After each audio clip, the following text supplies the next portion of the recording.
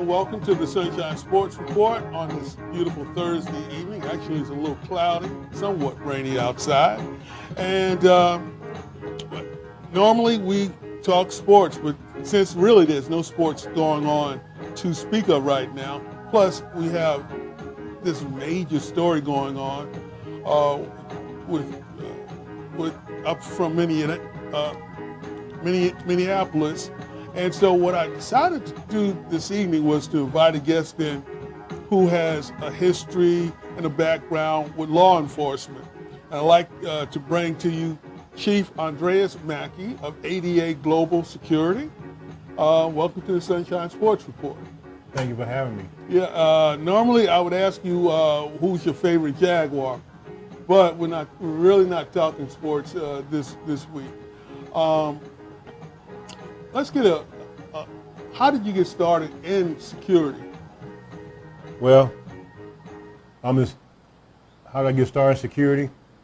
Was on a dead-end job in Atlanta, and passed by one of the places and started just doing security. Always had a craving for being a law enforcement security. So started then probably about 30 plus years ago. I'm the CEO and founder of ADA Global Inc. I have security division where we do plainclothes VIP protection and uniform. Then I have an equipment company. We sell safety security products, and I have a training division. I train self-defense. I train active shooter, all that kind of stuff. Been a deputy sheriff, police officer, got extensive experience. Well, where were you a deputy sheriff at? What county? Fulton County Sheriff. I was a deputy. I was a city police with City of Chamonix, which is right inside DeKalb County. Been campus police, work Homeland Security on the private side. Okay. Been operating my agency since 2008. So you've got plus 10 years in Yeah. security and 30 years total. And my background, I also have a background in law enforcement. As I've shared with you before, I'll tell you a little bit more extensively what I did. I started myself with the Florida Department of Corrections. I worked from anywhere from a maximum security prison all the way to a community correctional setting. And I've done that basically since 1980, on and off. I think I missed like 1 or 2 years of not actually doing some type of law enforcement work. Now, you saw the video from from Minnesota. You saw the video. As someone who has extensive training in law enforcement, besides putting their knee in the back of his neck for almost 9 minutes, what else could have been done? Okay, had an incident, not going to name it, with a sheriff, with a local police. We had the same issue. Somebody should have did was take 2 people, handcuff them on the ground. Somebody should have came behind him and got his arms, handcuff one of them, and somehow put the handcuff on him. If you taser the man, he's going to be immobile, so you should have got him there. You put your neck on somebody's neck for 20 minutes. The one officer the 2 officers on there were inexperienced. That means they had very little training on what to do. I don't know about the 3rd officer, but the main one, I think what happened was he was struggling with the man so much, he just put his neck on it and wouldn't get up. That's typical. That's what some people do. Well, he was already handcuffed. Yeah. There's video of them showing that he had been handcuffed. He had been handcuffed. Yeah, he was already handcuffed with his hands behind his back. There was a total of 3 officers on him, one on the leg, one what they should have did was grab him by the string and pick him up on both sides. Or sort of like a fireman carry. Yeah. And sometimes when you have a disruptive person, you pick them up and put them in your car. If they start kicking or banging, you take a belt and you hog tie them that way they won't kick the windows out, something like that. But what somebody should have did was pick him up on both sides. Not his feet, because he can kick. Picked him up on both sides, opened the door to it, and got him in there. At least 2 of them should have took the initiative to do it. Okay. Well, from all of that, it's been about 16 days, 16, 17 days since that has taken place, and there's been disruption. There's been peaceful marches throughout not only this country, but throughout the world. And I think what it kind of goes to show is that there's a lack of trust of law enforcement. There's a lack of accountability, and there's the lack of transparency. And I do believe, in my heart, I believe that most officers are good and fair, but there's a good amount of officers who join the police force or law enforcement in general to do as much harm and damage as possible. And unfortunately, and I was a union man, unfortunately, the Fraternal Order of Police, the police PBA, they shelter those officers. They shelter them along with the good officers. I think I have yet to hear anyone from the union come out and say, well, this was poor police work. We need to do better.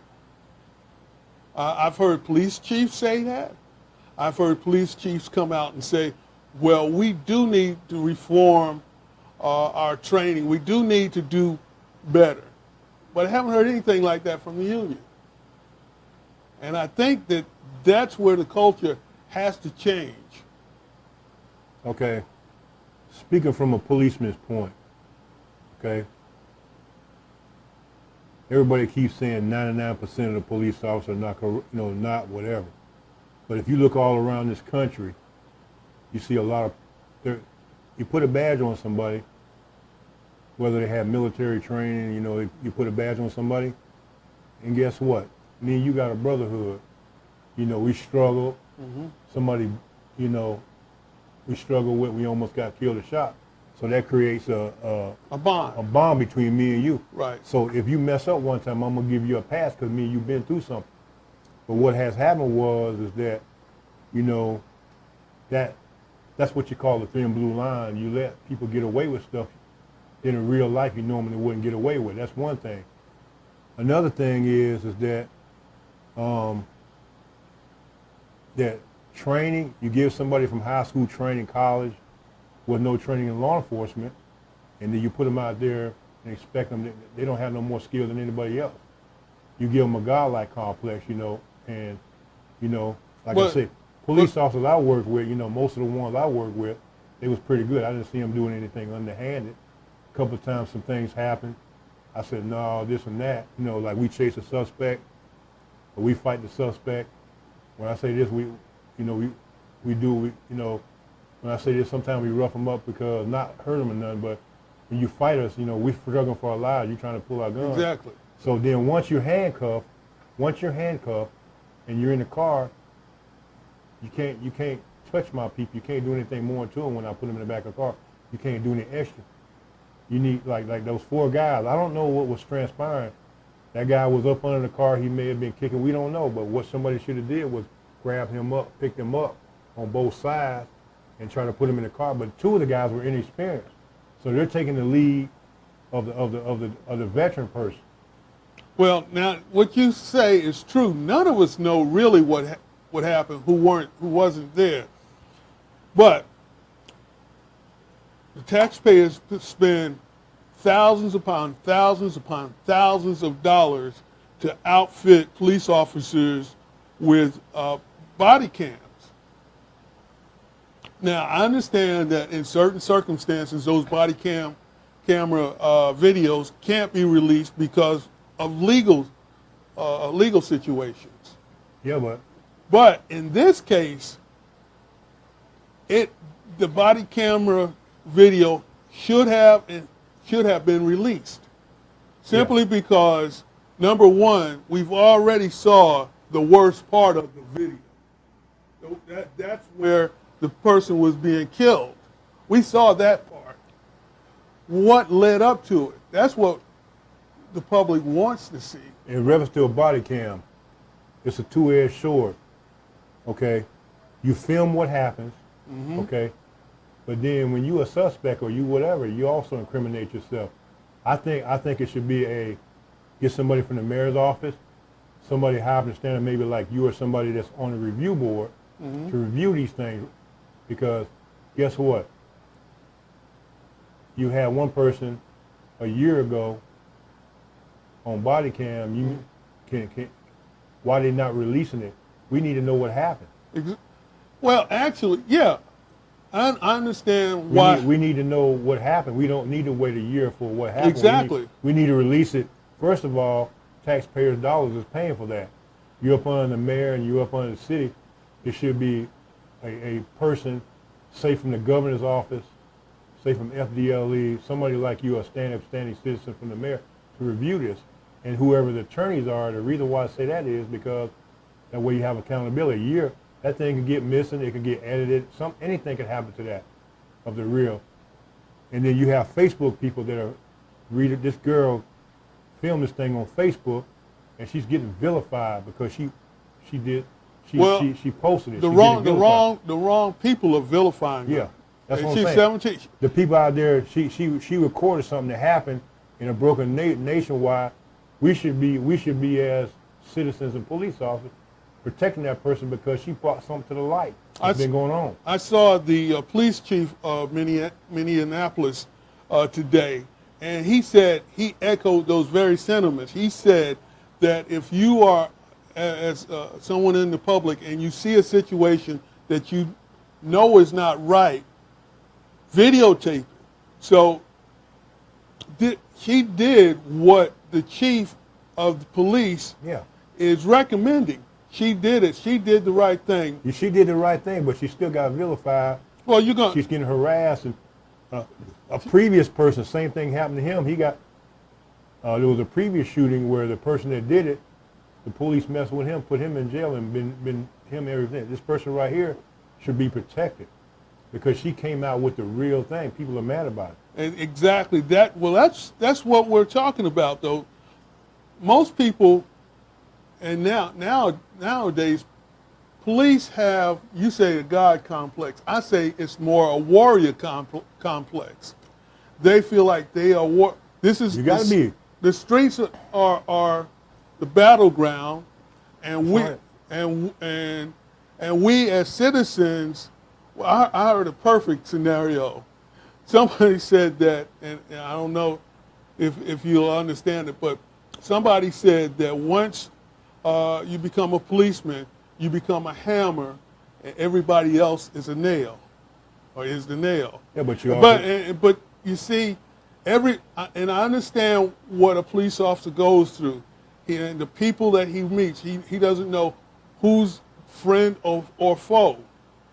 You got to walk a very tight line. I understand that. Okay, then on one thing you got to do is that the reason why police and military rise because you got $100 billion drug cartels in the middle of the street shooting out in the middle of the street. It's a war on the street. You know, we have wars in Vietnam and war, but the war is right here on the street of America right now. I mean, you got the police against us, and you got police against them. What the law enforcement need to do is, this is what they need to do. They need to revamp they need to revamp. Mm-hmm. First they need to do, if a person has 10 excessive force, you need to find out why. Mm-hmm. He needs counseling, he needs something to do that, excessive force. Okay? What the police don't realize is that one day it's going to happen with one of their people that does the same thing.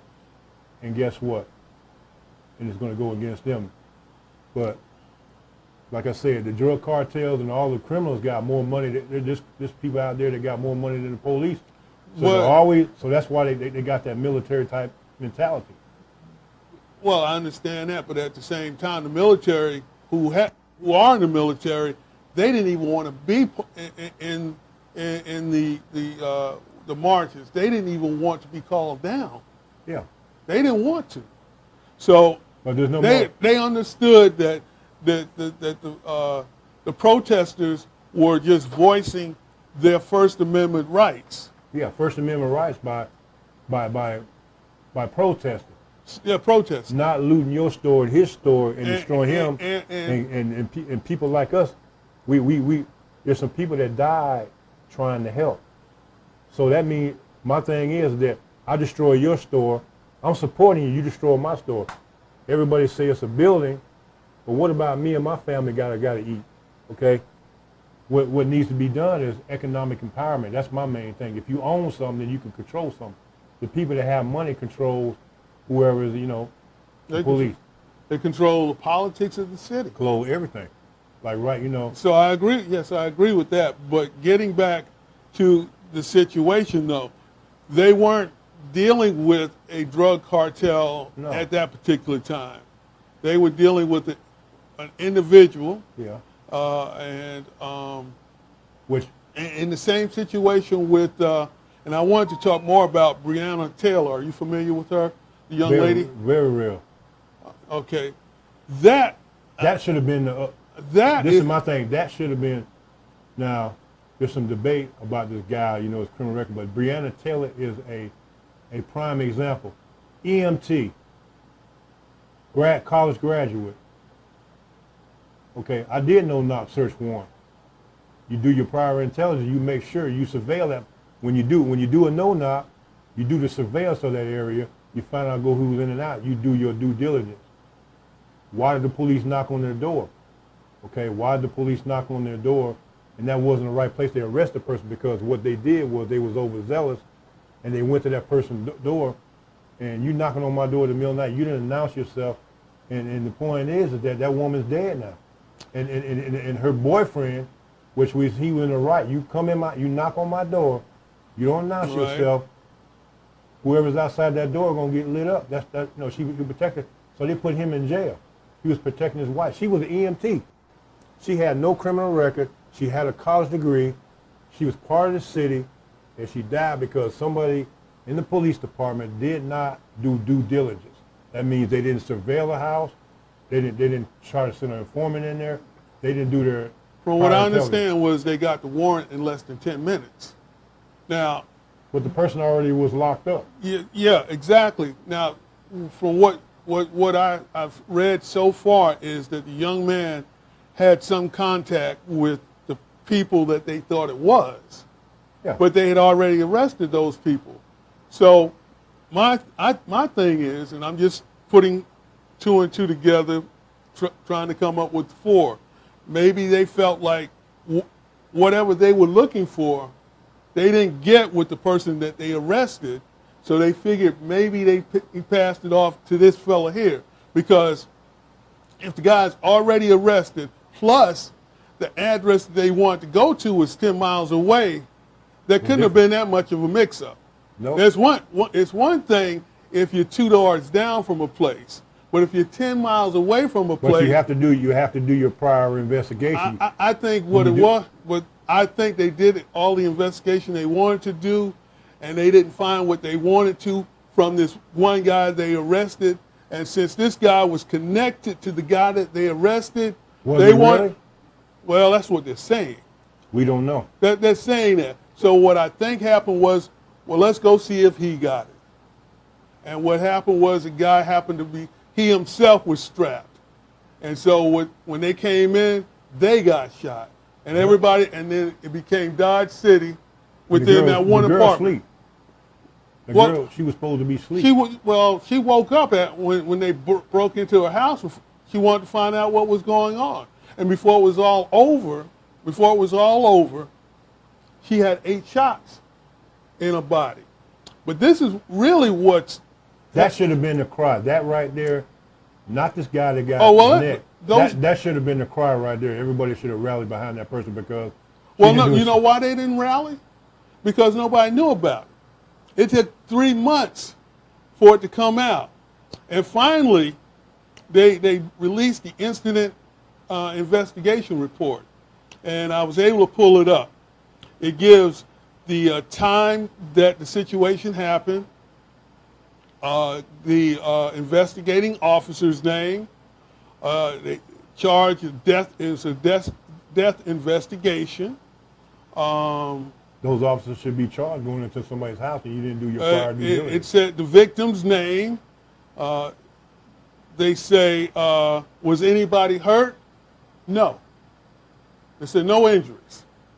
When? On the police report? It's an investigation I got right here, investigation report. They released that today, either today or yesterday. So that's another thing. So when I talk about trust, this is trust. These are people that we pay to protect us. And I understand the warrior mentality and but if you're going to cover up for them, by the way, those 3 officers are still employed. They're still working. Yep. And they arrested the guy that shot at him. And guess what? He just got off house arrest 2 days ago. He shouldn't even never been arrested. Yeah, 2 days ago. 3 days ago. All the charges were supposed to be dropped. Well, they're dropped now. Yeah. But this happened in March. But that's imagine me and my wife in my house and somebody come bust through my door.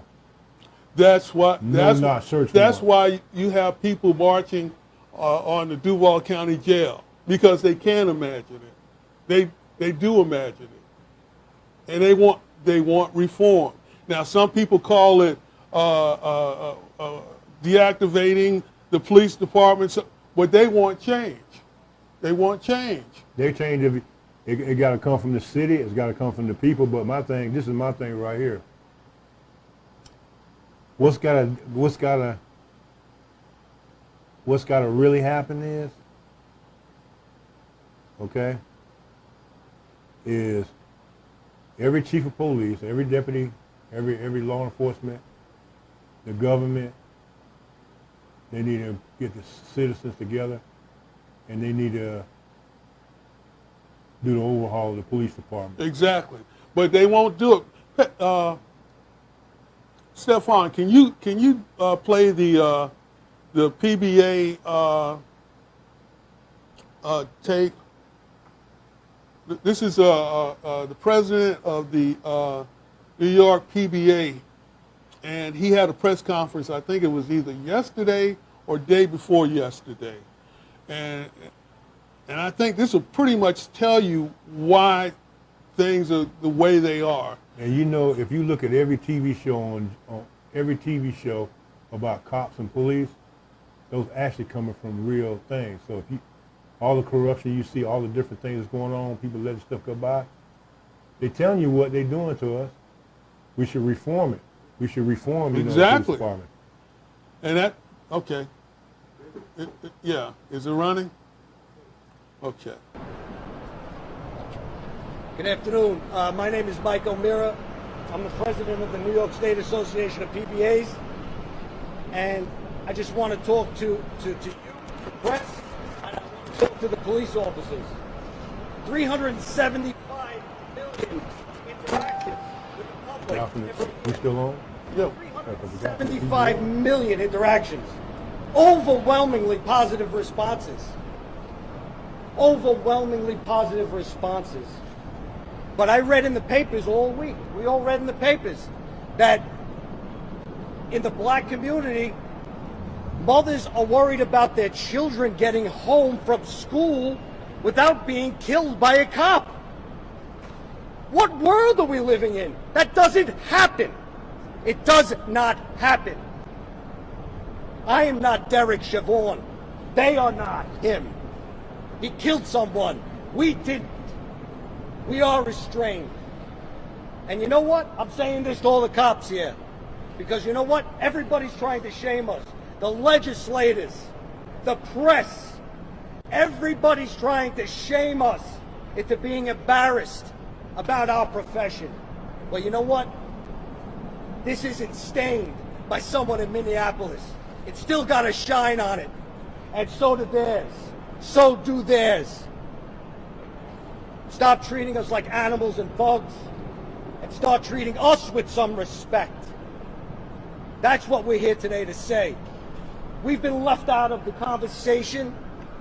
We've been vilified. It's disgusting. It's disgusting. Trying to make us embarrassed of our profession. 375 million interactions. overwhelmingly positive. Nobody talks about all the police officers that were killed in the last week in the United States of America, and there were a number of them.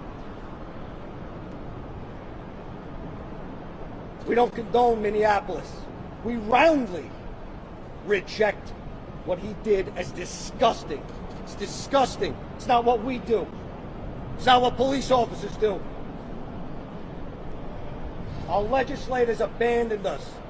The press is vilifying us. Well, you know what, guys? I'm proud to be a cop. And I'm going to continue to be proud to be a cop until the day I retire. And that's all I have to say.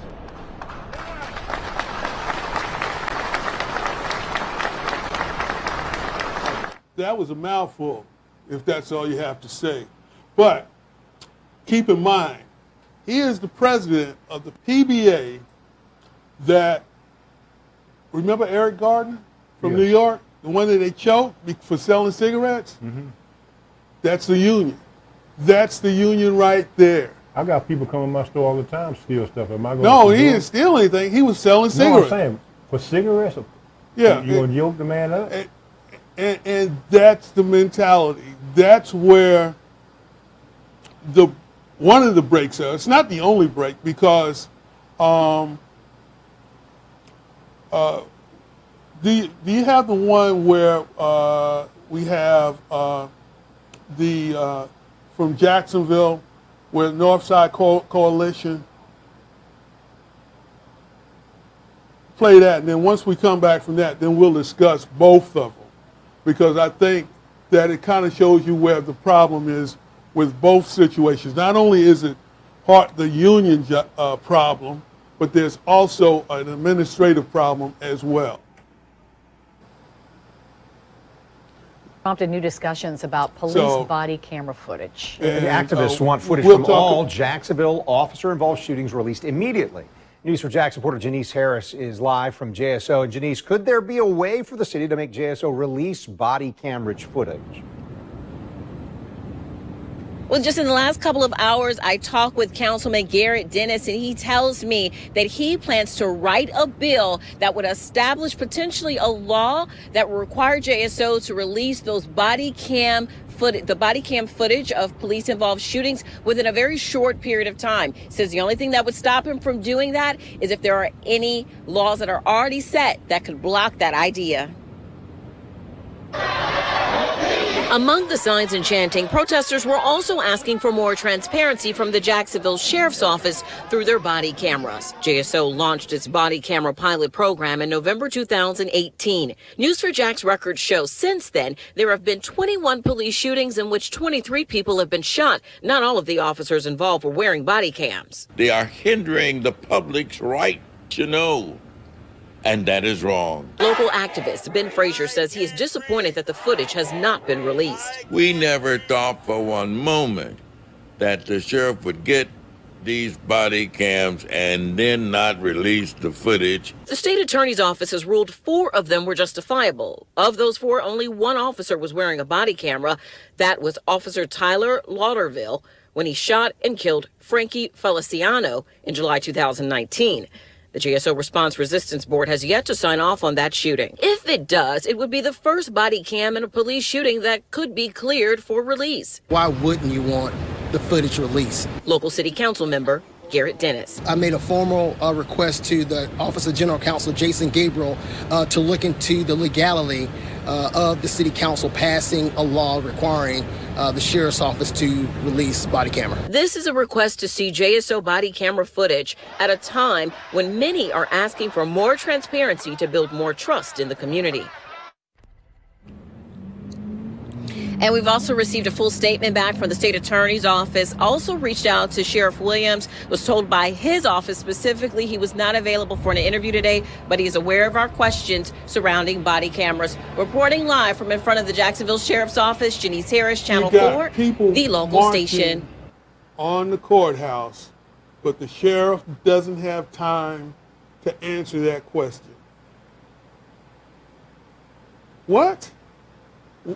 Wait a minute. I had the sheriff on this show, on the radio show. We talked about body cameras. and it was there were certain circumstances where he could not release certain videos. Certain administrative laws, certain state laws. And mainly those state laws come from the union. Yep. They come from the union mainly. We've got a caller on. Before we get to the caller, I want remember those 57 officers up in Buffalo where they pushed the 75-year-old guy down? Remember that? Remember that the two officers were suspended, and then the other 57, they resigned from, not from the police department, they resigned from. But what color was the man? He was white. Well, but that doesn't matter. The fact of the matter is, not only did they push him. Why doesn't it matter? Because they were wrong for pushing him down, and even wronger for marching over him after they pushed him down. Okay, but Breonna, what color was Breonna Taylor? They should have afforded her Well, the same thing. she's dead. She's dead. She's dead. And they still ain't got fired yet, so they suspended. Well, that they're guy. investigating this. So I'm not. So 70-year-old white guy. Okay, that's the issue. No, the issue is this: the 57 other guys, they resigned from that squad. They didn't resign from the police department, from that squad. But here's why they resigned. They resigned because the union said they would not back them on any legal issues from henceforth if they continued to stay on that squad. But why did the union then come out for that girl Breonna Taylor that was Exactly. That's why a lot of people are talking about defunding the police department. That's why they're talking about disbanding the police department, because of the unions. That's why. Let's go to the phone. We got a call. Sunshine Sports. I wanted to say. What did you want to say? Yes, I wanted to say about Breonna Taylor. She was an innocent bystander. Right. She was an innocent bystander, and that was they should have got fired for that, because they know she got her working for the system. They know her address. They knew she lived there, as well as whoever they snitch was told them. I'm quite sure they told them everything. So they shouldn't even be working now, and by them still working, they're condoning it. And that's why it's a lot of people who's angry about that. Not only that, but a whole lot of more stuff. So, Exactly. That's exactly right. Thank you for the call. You have anything else to add? no. Thank you for the call. And Sunshine Sports Report. Our phone number is on the screen if you'd like to call in, chime in. We've got a few more minutes left on the show. We'd be happy to entertain any calls that you may have, any suggestions, any thoughts, or you just want to say hello, whatever. We got our phone number, 904-568-0411. That's why people are saying, let's defund the police department. Some people are saying, let's reform it. But they're saying, let's change it. Something's got to change. Yeah, you heard where the sheriff hasn't released, here in Duval County, hasn't released hardly any, if any, of the video cam report. They take them daily. We pay for what they have on, but yet we can't see them. Okay, the sheriff's department, let me just say this, that's the reason why there's a split.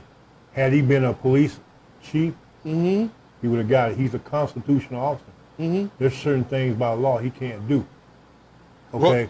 And then you got what you got to do in Duval County. There's a race coming up for judge, right? Yes. You got 55 judges, 4 African-American males, and 1's a female. You got to change the dynamics of the court. Also, of your peers, how many times have these suspects, the people that you think, how many people like us are there? Young people, old people, new people, whatever, is up on. They say it's not balanced. Fair is fair. It doesn't matter what color you are. It should No, be fair. my peers. What are your peers? I don't know. Is my peers? I guess you and I would be peers, Yeah, a young person, a peer, or African American. That's being a peer but I also of your peers. That means equal. That means it can also mean someone that you work with, and they can be a kid just getting out of high school, but they're still your peers. So that shouldn't have anything to do with it. And by the way, since that would have been something the sheriff could have commented on, But that he Greg- couldn't do it because of X, Greg, Y, and Z. So do you know- the people would then know that they need to change X, Y, and Z. it starts starts with the courts. What I'm saying is, it starts with the courts. If you got nobody being a judge, okay, I keep saying my peers. So, say in the 1950s, I killed 2 black people. Okay. Okay, and the jury of my peers are all white. Where's the fairness in that? Because they got different Did biases. you do it? I'm just asking. You say But how can you judge me? And you- right is and right you and quit- wrong and you is quit the wrong. man, and you quit the man. Right is right. Remember, If you go by the letter of the law, and we're not, then it what law shouldn't you ma- talk about? You talk about during Jim Crow in the 1950s when, how many people got released in the last 15 years from that Project Innocence that were black that never committed crimes because they took the evidence and they did a Well, DNA no, test well, with it. see, you didn't. You didn't. They did it based on- You didn't speculate that. You just said, someone of my peers. You didn't say. Your peers is You didn't is say- socioeconomic. you That didn't means say the you have a declaration- young person, you have an older person, you have different people, socioeconomics. Right. Okay. Race plays a part in that. How it can does. you judge me when you don't know me? You're not part of my socioeconomics. Or you have an all-white jury with black. You know, back in the day, how many people got released because I saw you a black man, you look like the black man, but the police went along with it. So that's the witness now. That's not the jury. So I take your point. I see your point. Your point is that you want someone on your jury that's Of your peers. that has experienced the same Your thing. peers means your race. It means what kind of job you got. It means what environment you're in, and it also. Well, now you're talking about segregation, and we don't want to bring segregation back. It's systematic racism. What's the difference between systematic racism and segregation? What's the difference between it? If you had it back then, if you've been a people that's been abused and used for 400 years, I'll tell you this. I'll tell you this right now. I'll tell you this right now. I can do a hell of a lot more in 2020 than I could have done in 1955 because of segregation. So is it fair in 2020? It's not fair in 2020. You're right, but it's better.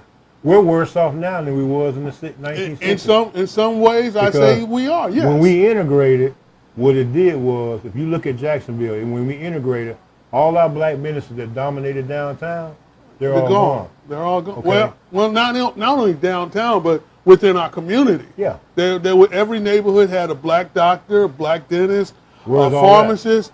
So it all moved to even different parts of the city. Martin Luther King even said that, Malcolm, it's about economic empowerment. Exactly. We have more black millionaires, but we're worse off now than we was back then. I think there are more people who are better off than they were, but then there's a lot of people who aren't. I think it's bottom heavy, and I think Where it's do you top see heavy. in America, other than places like you had La Villa, you had all these people downtown. Mm-hmm. We bought from our own self. Okay, who we buy from now? We don't have any. Do we have any places in Jacksonville that are black that we go back to that look like us, that act like us? Mainly restaurants. And they're not chain restaurants, but mainly restaurants. Hair salons. Yeah, but we don't have a black. Well, my grandfather lived there. Back in the 50s and 60s, they had doctors, lawyers living there. They had one of the highest economic tax bases for African Americans. Exactly. Now we have the lowest, we have the worst health. Why is that? Well, I don't know about that now. I think we're living a little bit longer than my grandparents lived. I don't know. I know people living 90 years old now, you know. Well, They live, we live you know, I think we're still living longer. In fact, at this point, I think we're supposed to live a little longer now than our children are because of the food additives. But you're right. You make good points. I agree that there are some things that we did in the 60s and the 70s that we're paying for now in the 90s and the 2000s. You're right. We shouldn't have sold the properties that we had on the north side of town. We should have stayed on the north side of town. We should have built on the businesses that our we had. schools were better performing back then with hand-me-downs from other schools. They're all reduced to set one to a middle school. The fact of the matter is now their public schools are all in Duval County are not as good as they were back then. You have more private schools now. You have more charter schools now. And they're no different from, you know, they say private schools better, but if the school system that's $1 billion thing would have implemented that, then we could have the same type of schools charters do. Mm-hmm. What we did back then, we had our own schools inside their system, but we taught our, you know what I'm saying? Back then we had this public school. We had teachers that cared about the people. We live in the same neighborhood. You went to the same stores, and we took time to. That's the difference. Now they're not doing that. They're not doing that. Okay, let's get back on topic. Yeah. Are you familiar with the city of Camden, New Jersey? Yeah. Okay, it's just a little ways north of Philadelphia, I believe. I think it's a small town in New Jersey. They actually about 10, 12 years ago actually defunded their police department. They got rid of it. The problem was with Camden, New Jersey, was they had the highest crime rate in the United States because of their police department. The police department was not, if it wasn't the most corrupt, it was one of the most corrupt police departments in the country. They got rid of it. They defunded it. They started all over again. They hired back maybe 100 out of the 300 or 400 that they let go. They replaced them with new officers. As a new officer, one of the first things you had to do was you had to go to everyone's home that was on your beat. Introduce yourself. Find out what you thought, what the citizens thought was wrong with their neighborhood, what they thought could be better, what did they look for as far as their law enforcement officers were concerned. It is now 100% better. There's still things that have to be worked out, but the crime rate has been cut more than in half because they actually did go and defund the police department. Now, each police department is separate from each one of the other. So certain police departments will have to be restructured. Some may not have to do anything to them. Some of them, they might have to defund it. But for the most part, every police department needs some oversight. More oversight. Yeah, oversight. And for whatever reason, the oversight is not there. It's not here in this county. Well, you know, the sheriff has walkthroughs. They go in the neighborhoods and walk through the neighborhood because I walk with them in EWC and I walk with them through different neighborhoods.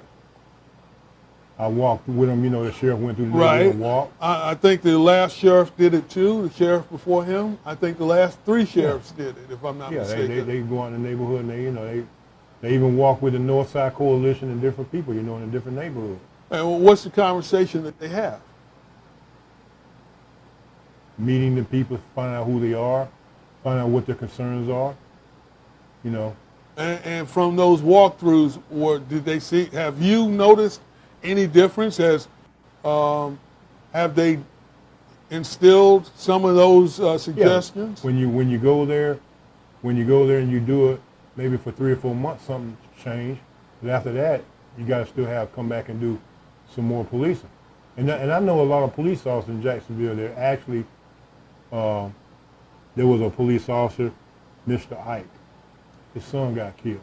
Okay. Okay, he was community police officer. Whenever something happened in his hood, he knew who it was because he developed that relationship. This police officer developed a relationship. Mm-hmm. So, and then his son got killed by domestic violence. Okay, another police officer I know, his son, same thing happened to him. He was on that SAFE initiative where they came from out of north to go in the neighborhoods, and when they see, he knew who the players were because his son was involved in it. There was some change in the neighborhood.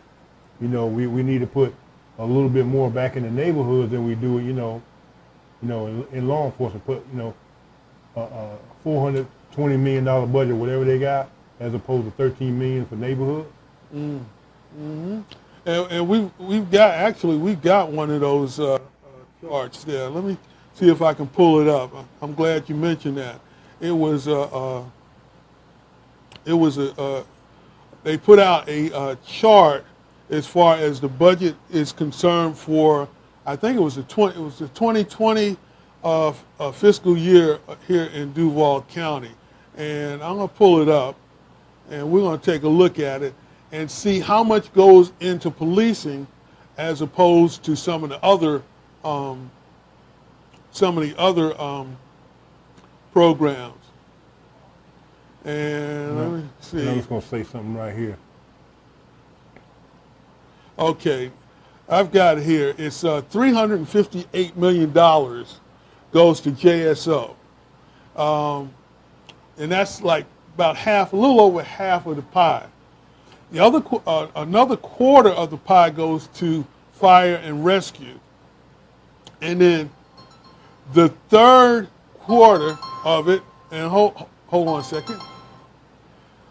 Caller, hold on just a second, and I'll get right to you, all right? Anyway, the other quarter goes to those programs. So JSO gets a half of the non-discretional budget. Fire and rescue gets a quarter of it. And then the last quarter goes to just the general budget. So I'm quite sure there's a lot of things the police are doing right now. There are a lot of things that the police are doing right now that they don't even want to do, that they get money for doing. And they probably aren't as good at doing it as some other programs may be. We got a caller on the line, so we're going to go to the caller and see what the caller. Caller, you're on the air on the Sunshine Sports Report. Yes, I think that accountability will bring back integrity, and integrity will help build up the communities. Without accountability, you don't have any integrity. And without integrity, you can't build on nothing. I don't care how much money you put in it. If there's no accountability and integrity, you're still not going to build it up. You're just wasting money. Do you have the trust in your police department, wherever that might be? Not like I should. But if they can take the accountability for the little bit that they have done and put accountability where it lies for the officer that they hold the civilians accountable, that'll make a big difference in building up the community with integrity. Then when something happens or things go wrong or something of that nature, the integrity of the officers will cause the civilians to want to come forward and help their own community because they got the police department to back them up. But if the police department is coming in and they're tearing down the community because of lack of integrity, all the money in the world is not going to build it back up.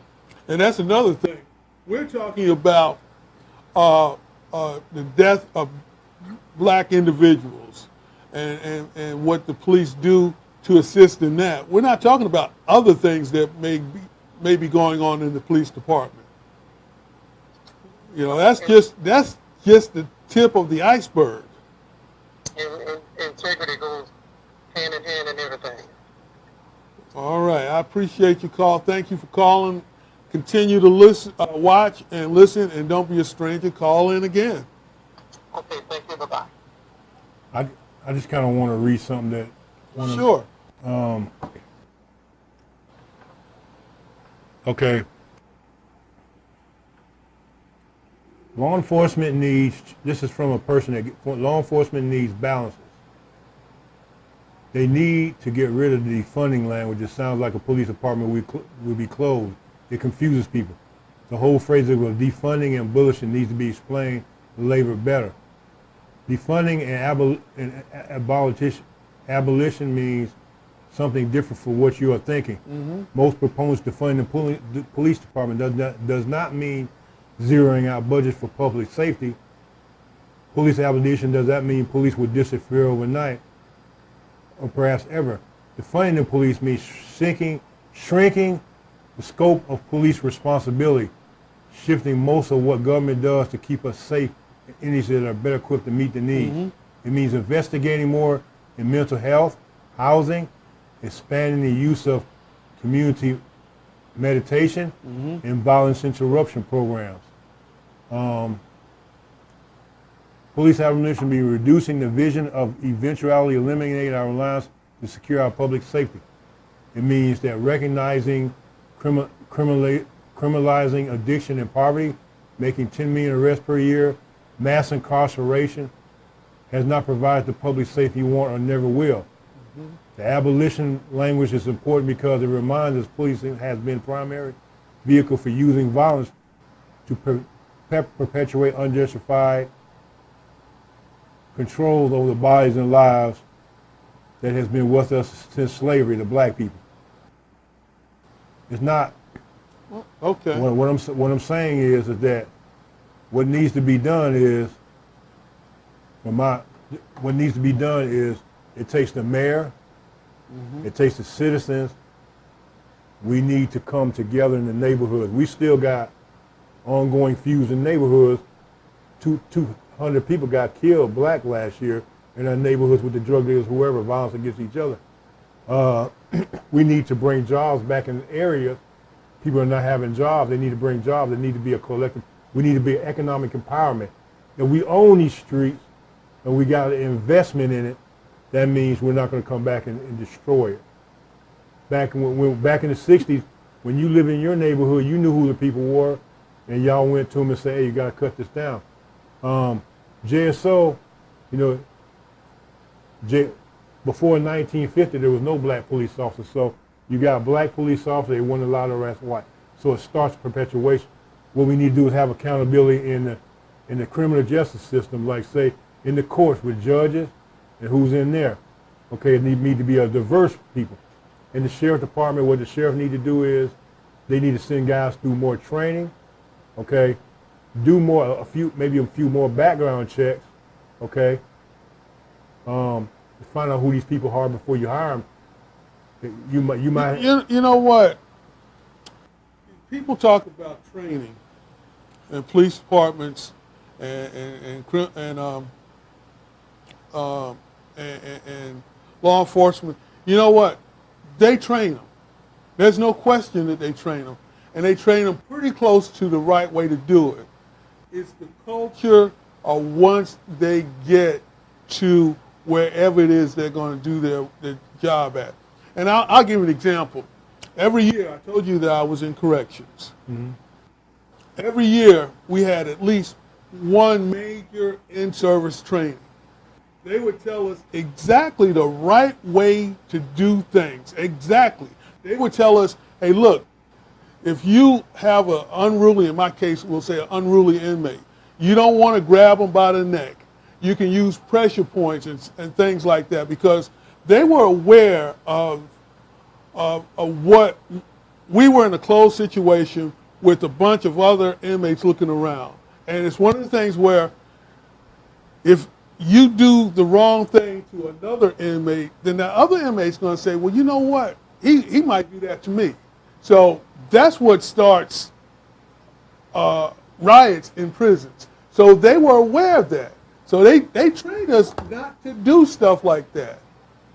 But at break time, It was a whole different thing during that training.